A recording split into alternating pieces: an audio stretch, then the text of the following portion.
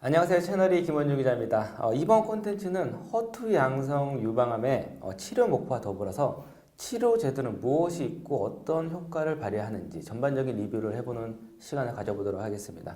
그래서 분당 차병원 교수님께서 나와 계시는데 교수님 소개 부탁드리겠습니다. 네, 안녕하십니까.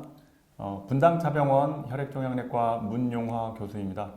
오늘 여러분과 함께 허투 양성 유방암에 대해서 이야기를 나눠볼 건데요. 모두에게 유익한 시간이 되었으면 좋겠습니다.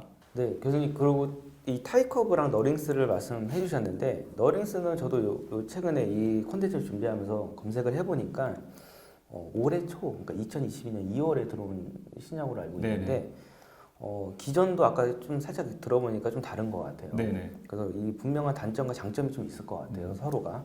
그거 조금 설명을 해주셔도 좋을 것 같아요. 그 타이커브와 너링스는 둘 다 어쨌든 먹는 약이고요. 먹는 약이면 아무래도 환자분들이 여러 가지 편의성 면에서는 좋다라고 생각이 됩니다. 주사를 맞으러 뭐 병원에 안 와도 되기 때문에.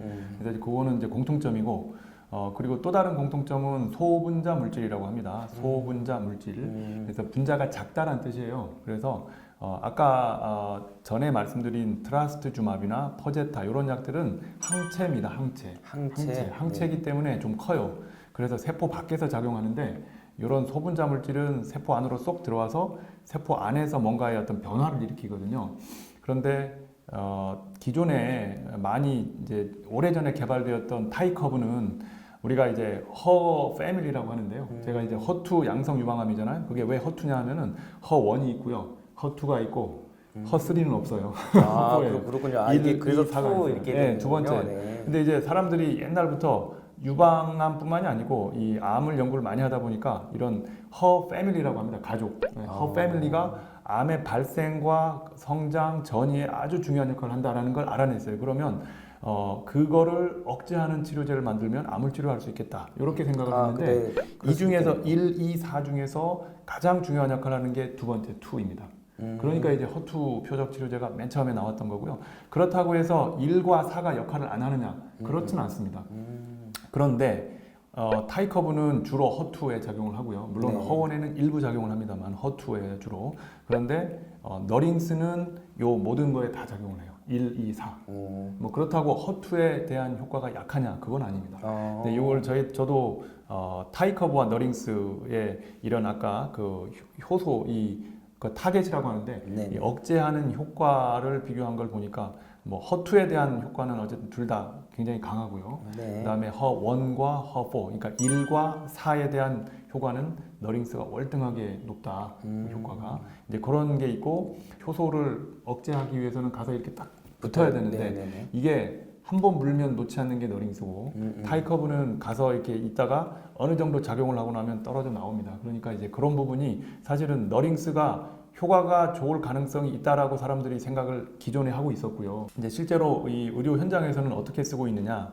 타이커브는 주로 전이성 허투 양성 유방암 환자들이 두 번째 또는 세 번째 라인에서 쓰고 있고요. 첫 번째 어떤 약제가 실패하면 표준 약제가 실패하면 두 번째 또는 세 번째 쓰는 약이 타이커브가 되겠고 이제 그러한 상황에서 사실은 너링스도 임상 시험을 했어요. 미국과 뭐 글로벌 전 세계에서 다 임상 시험을 했는데 그 임상 시험 결과도 이미 나와 있고요. 사실은 미국의 뭐 FDA에 다 승인은 나 있습니다.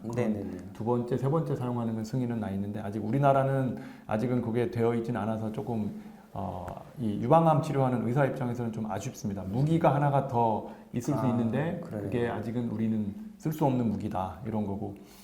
그 다음에 이제 재발을 막기 위한 이제 조기 유방암 측면에서 보면은요, 타이커브는 사실은 현재 쓰이고 있지 않습니다.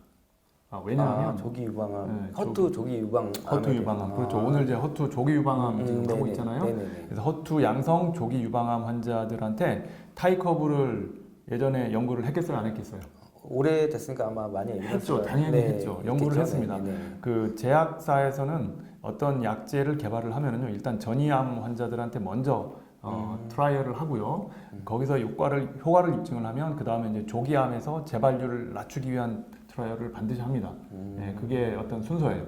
그래서 타이커브도 전이암에서 먼저 사용 승인을 받았고 조기 유방암에서도 허투 양성을 억제하는 치료제로서의 어떤 재발 효과, 방지 효과로서의 임상시험을 했지만 그 효과가 좀 미미했습니다. 그래서 쓰이고 있지 않아요. 현재 그 세팅에서는.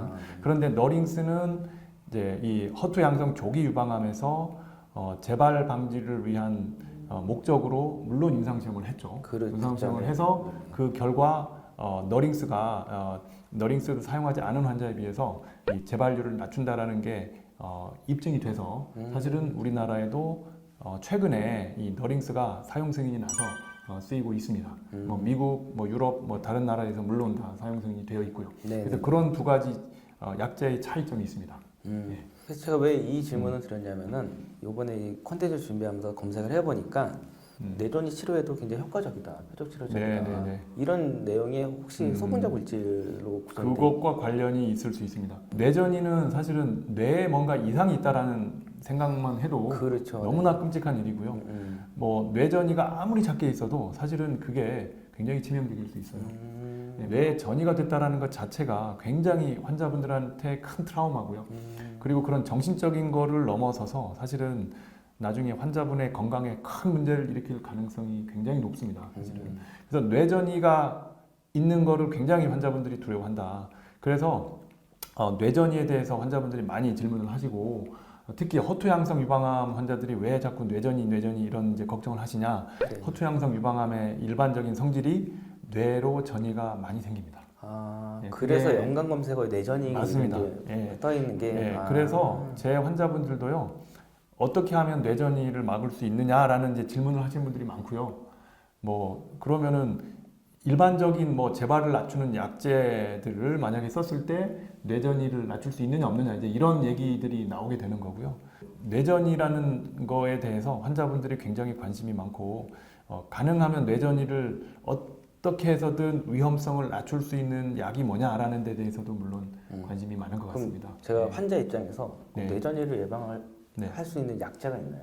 큰 분자 물질들, 이 항체 치료제들은 사실은 뇌전이 쪽에 효과가 조금 떨어지는 게 사실이고요. 근데 이제 소분자 물질들 중에서 뭐 타이커브나 너링스가 사실은 뇌전이에 효과가 있다라는 연구 결과들은 꽤 많이 있습니다. 꽤 많이 있고요.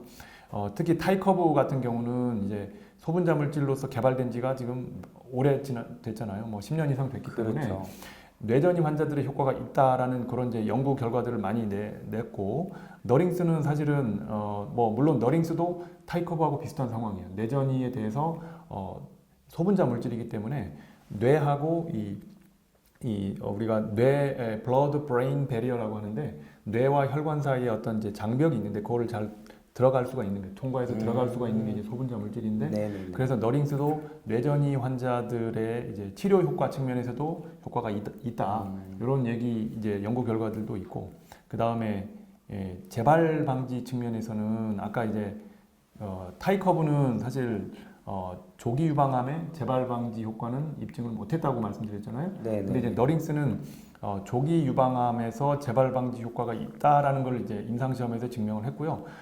중요한 거는 뇌전이를 더 낮추는데도 효과가 있는 데이터를 발표를 했습니다. 그래서 뭐 그거는 굉장히 환자들한테 도움이 될 것 같고 환자들이 물어보면 저는 그렇게 데이터를 말을 해줘요. 이런 약제가 뭐 뇌전이를 뭐 한 3분의 1로 줄였다. 이렇게 말씀을 해드립니다. 네, 교수님 그러면은 이 지금까지 이제 항암제를 쭉 말씀해 주셨는데 환우분들이 가장 고민해야 될 부분이 부작용이 없는지. 그렇죠. 기존에 있는 항암제와 지금 뭐 최근에 나왔던 항암제들에 대해서 부작용을 조금 간략하게 설명해 주시면 좋을 것 같아요. 허투 표적 치료제가 대부분은 환자분들이 좀 편하게 느끼는 약물들이 많고요. 그거는 이제 상대적으로 세포 독성 항암제에 비해서 표적 치료제들이기 때문에 조금 정상세포에 대한 영향이 적은 편입니다. 근데 그럼에도 불구하고 부작용이 생길 수 있다라는 거는 저는 항상 우리 환자분들한테 설명을 드리고요.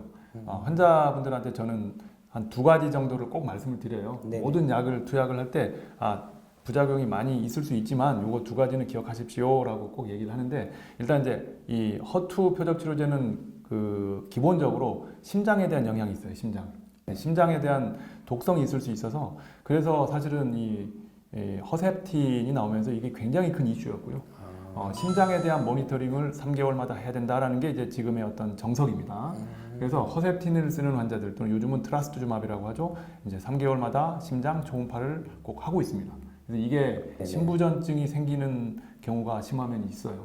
그러니까 이게 네. 굉장히 환자분들이 편하게 받는데 어느 날 숨이 좀 차다든지 그렇죠. 뭐 흉통이 있다든지 이런 상황이 발생할 수가 있는데 심장 검사를 해보면 갑자기 심장 기능이 확 떨어져서 그런 문제가 그럴 생길 수도 수가 있어요. 있겠군요. 그래서 모니터링을 저희가 굉장히 조심스럽게 하고 항상 환자분들한테 이제 그런 설명을 드립니다. 첫 번째로 설명드리는 게 요거예요. 예, 그렇고요. 타이커브 같은 약제를 말씀드리면 네. 타이커브는 이 수족 증후군이라고 해서 피부에 이런 손끝 발끝에 굉장히 따갑고 좀 이 피부가 벗겨지고 하는 우리가 핸드풋 신드롬, 이제 수족 증후군이라고 하는데요. 이런 거가 올 수 있어요. 근데 환자분들이 굉장히 힘들어하면서도 어쨌든 제가 꾸역꾸역이라는 말씀을 드리는데 꾸역꾸역 잘 드세요. 이게 관리하면서 그런 게 있고 그리고 이제 너링스 같은 약은 최근에 이제 막 좀 환자분들이 사용을 하기 시작하는데 1번 부작용이 뭐냐? 설사가 날 수가 있는데요.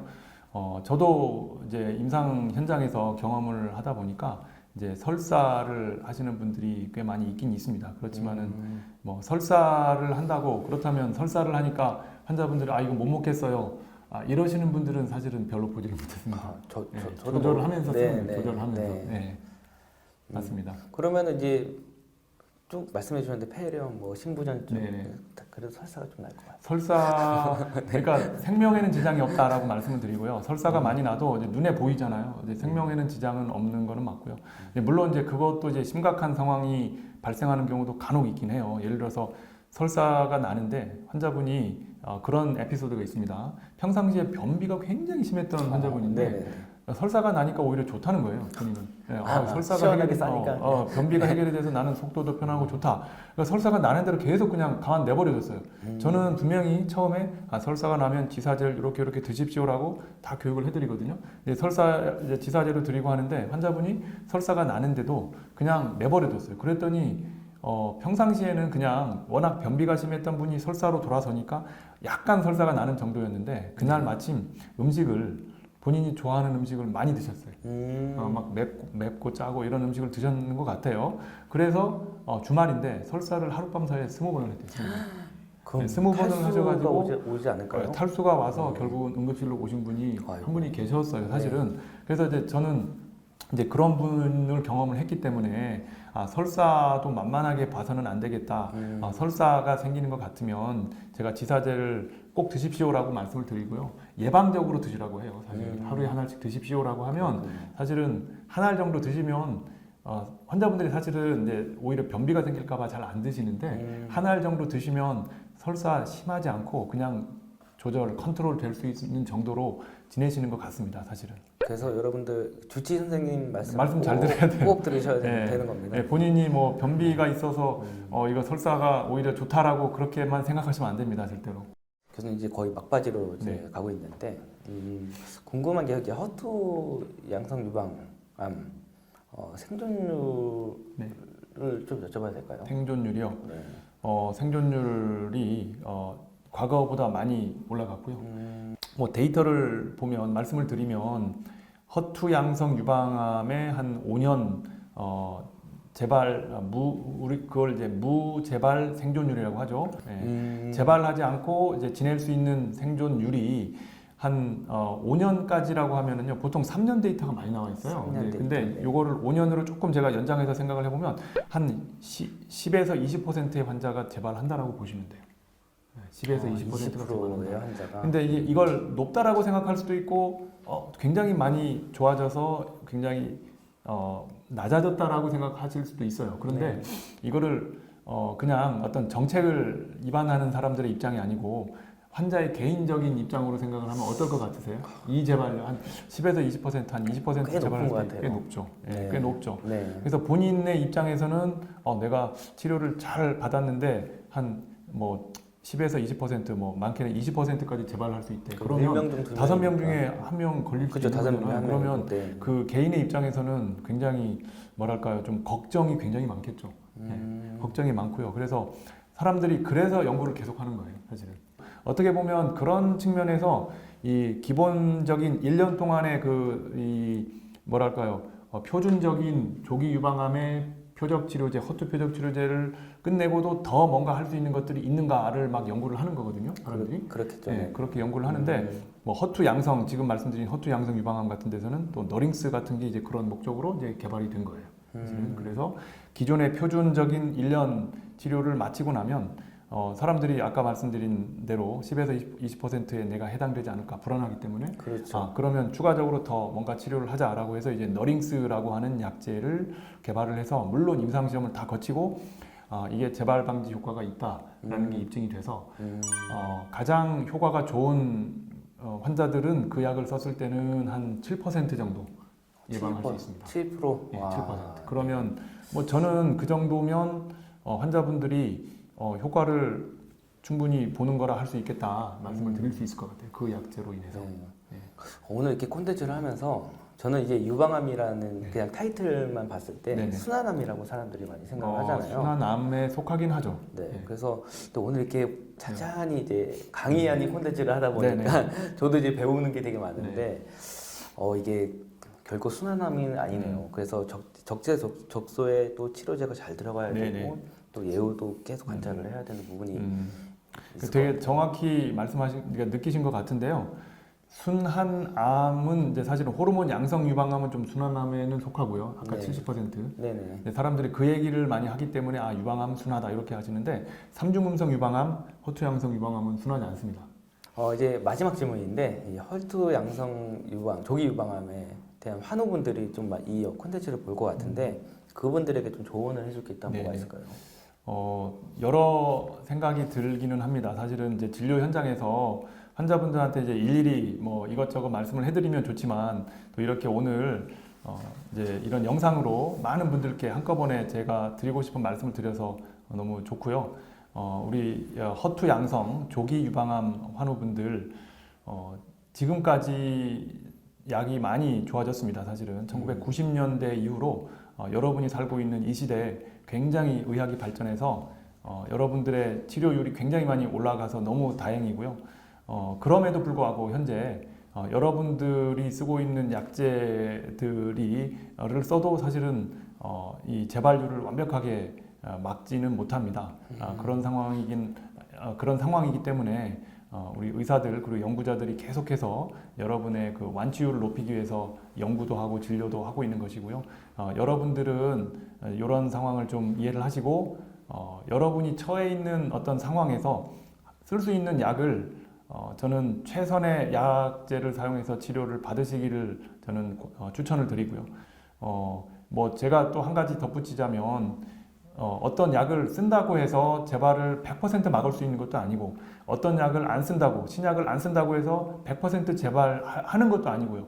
그러니까 그거는 사실은 통계적인 거기 때문에 여러분들이 너무 그건 하나하나에 일희 하실 필요는 없고 여러분들이 처해 있는 상황 충분히 저희 의료진도 이해를 하고요. 여러분이 처해 있는 상황에서 할 수 있는 최선의 약제를 선택해서 사용을 하시면 아마 나중에 뭐 좋은 결과가 있을 거라고 생각을 합니다. 우리 유방암 환우 여러분 모두 화이팅! 화이팅! 네. 되게 현실적으로 되게 조언을 잘해주셨는데요. 저희 혹시 끝인사 알고 계실까요? 모르는데. 항상 다들 모르시고 오시더라고요. 끝에까지 잘 안 보시더라고요. 뭐가 있어요? 저희가 건강하세요 이거거든요. 네, 하나 둘 건강. 하면 건강하세요 한 번만 네. 해주세요. 자, 하나 둘 건강하세요.